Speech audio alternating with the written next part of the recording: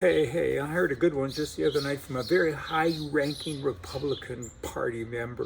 I thought it was kind of cute. Close your ears if you don't like this kind of stuff. Oh, close them in advance. I knew a girl who was so ugly that in her photo album, her family posted her negatives.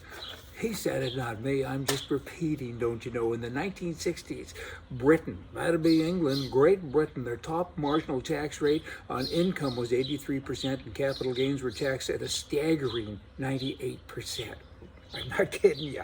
Ronald Reagan came along and he started to fix stuff in America. A lot of that kind of pushed over to Britain as well, right? And it helped them. It is time to do it again. And the swamp was cleaned up a little bit, but it needs another shot. I mean, bands like the Beatles, Rolling Stones, and other ones like that, they moved to other countries because they said, hey, we just can't afford the socialism, and that's what it was. Canada is kind of going that direction as well. A sign in front of the Conservative leader's office in Ottawa. It pretty much says that, hey, this is a joke. He should cross the floor. I've been asked to renew membership, etc. And you know what? I got to tell you, they don't know what's right. They, not just him, the leader, but so many of the echelon within the party, they don't know what's right. They flirt with the left all of the time. They're always trying to recruit people from the middle, so they say, but in particularly, good grammar, from the left. And you know what? It's not nice. Keep right, says the sign that probably should be posted.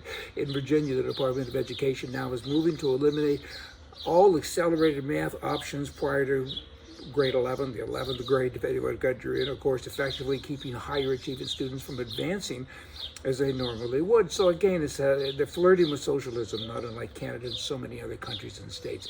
Democrats, liberals, that is socialism. I mean, come on, everybody should be able to do in advance what they can do. Defunding the police. It gets a lot of wordage these days, but you know what? I don't even think it's an issue anymore because who's signing up? Who wants to be a policeman anyway? I mean, come on.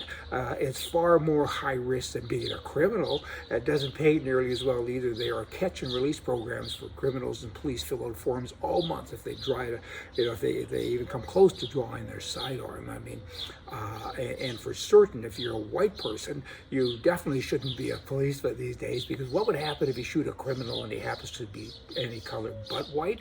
You got big trouble, so it's not a good system anymore. You could lose your house, your money in civil suits, etc., because people will sue you, and most police departments today in most cities no longer carry insurance for white police officers. Wow, there's bad guys shooting at you, and you better be careful about shooting back. It's a very, very high-risk business. The government seems to want to not have police, but they also want gun control for those who'd like to be protected from the bad guys. That's an easy thing to understand, right? It's about as easy as the inmate who pushes the wheelbarrow upside down in the nut house, and when asked once, why are you pushing the wheelbarrow upside down? It's because if I put it the other way, people put bricks in it, and there's a lot of people that are several bricks short of a load, let me tell you. In Canada, you have Brian Lilly. He's a great reporter in Canada, and he's written this: Trudeau reduces sentences for serious gun crimes.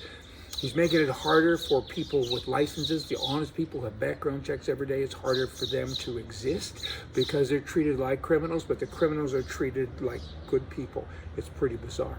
So the new rules coming into play are the use of firearm in commission of an offense. If that happens, you will get a mandatory minimum sentence now, which has now been reduced. And there's a long list of these reduction things going on. Poor verbiage, but I think you'll get it.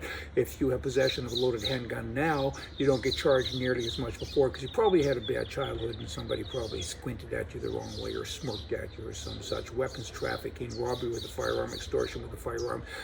It doesn't say here if you did those things and you're actually a law-abiding citizen and you have a gun license, what happens then? You'll probably get twice the sentence. But in any event, you know what? It ain't fair. It's not nice, and it is no way to run a country. It's criminal. When you reduce the sentencing and you hug criminals, it's criminal behavior with regards to being a government that is supposed to lead people out of the wilderness. They're so deep in the wilderness they'll never find their way back.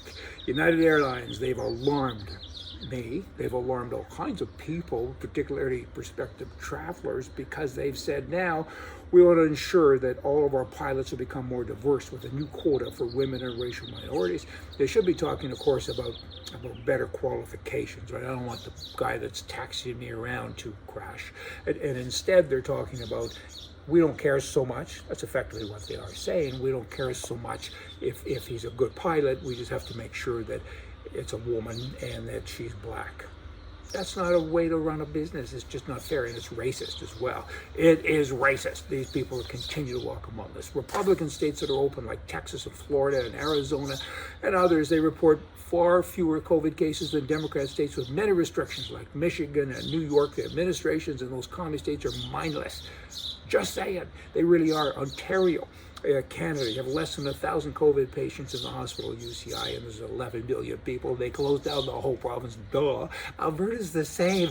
I mean, it's like there's no minds. Everybody's mindless, and attitude is everything. Hey, y'all, pick a good one and come back. See ya.